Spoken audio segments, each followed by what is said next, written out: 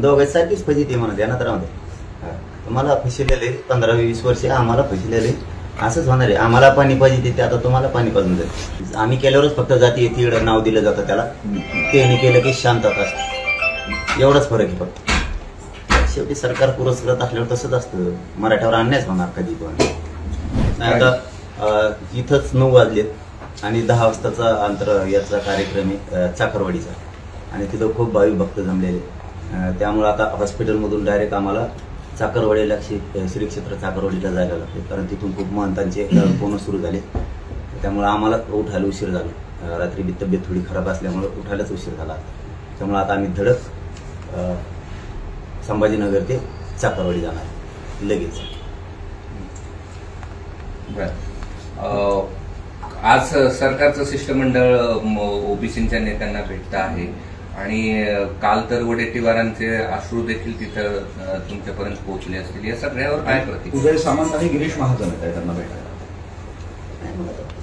त्याच्यावर काय बोलला होता तिथे येणारच. समजा आंदोलन म्हणल्याच्या नंतर आंदोलनाचं काम आहे करणं, आंदोलन त्यांचं येणं. दोघांची सारखीच फजिती म्हणत या ना तर तुम्हाला फसिलेले 15-20 वर्षे आम्हाला फसिलेले असंच होणार आहे. आम्हाला पाणी पाहिजे ते आता तुम्हाला पाणी पाजून जाईल. पाटील साहेब, अशी चर्चा आहे की तुम्हाला विनंती करण्यात आली की तिथे ते आंदोलन सुरू आहे तर आंतरवालीचा रूट टाळा किंवा तिथे थांबू नका असं काही. तुम्हाला पुढचं काय बोलून दाखवायची गरज नाही मला.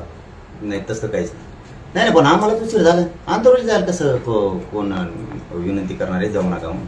ते कसं म्हणणार आहे? किंवा दुसऱ्या गावचे थोडेच म्हणणार आहेत इकडे जाऊ नका. त्याचा काय संबंध? आम्हालाच उशीर झाला इथं, कारण आम्ही इथं खरं तर आपलं 7ला सोडायची ठरली होती जागा. इथंच 9 वाजले तर जागेवर आणि इथून जायला 3 घंटे लागतात चाकरवाडीला. मग आता ती किती उशीर होणार? तिथं किती भक्त ते महंत वाट बघणार, म्हणजे आमच्यासाठी वाट बघत बसायचं मग त्या जायचं. यात तेवढं काय विशेष नाही. आता आंतरवालीत आम्ही रोजच येत, त्याच्यात काय एवढं विशेष? आंदोलन तिथं सुरूच आहे. जायला नाही जायला कोणी विनंती केली नाही, करू शकत नाही आणि मी कोणाचं ऐकत नसतो तसलं. मग इथून आता चाकरवाडीला जाणार, पुन्हा हॉस्पिटलला येणार. ओबीसी आंदोलनासाठी आज आपल्या औरंगाबाद जिल्ह्यातले पण 2-3 गावं बंद आहे, म्हणजे आक्रमकता वाढत चाललेली आहे आंदोलनाची असं दिसतंय. ती त्यांचा प्रश्न आहे, आमचा नाही. आम्ही केल्यावरच फक्त जाती येते नाव दिलं जातं त्याला, त्याने केलं की शांतता असते. एवढाच फरक आहे फक्त. शेवटी सरकार पुरस्कृत असल्यावर तसंच असतं. मराठ्यावर अन्यायच होणार कधी पण. मराठ्यावर कधी अन्याय होणार? आता फक्त मराठा एक झालाय म्हणून आता अन्याय होत नाही मराठ्यावर अन्याय होणार. आम्ही काही केलं की जातीवाद, त्यांनी काही केलं की जातीवाद नाही. चलो आपल्याला उशीर व्हायला लागलाय. आपल्याला इथून चाकरवाडीत जायचंय, चाकरवाडीतून पुन्हा हॉस्पिटलला यायचंय.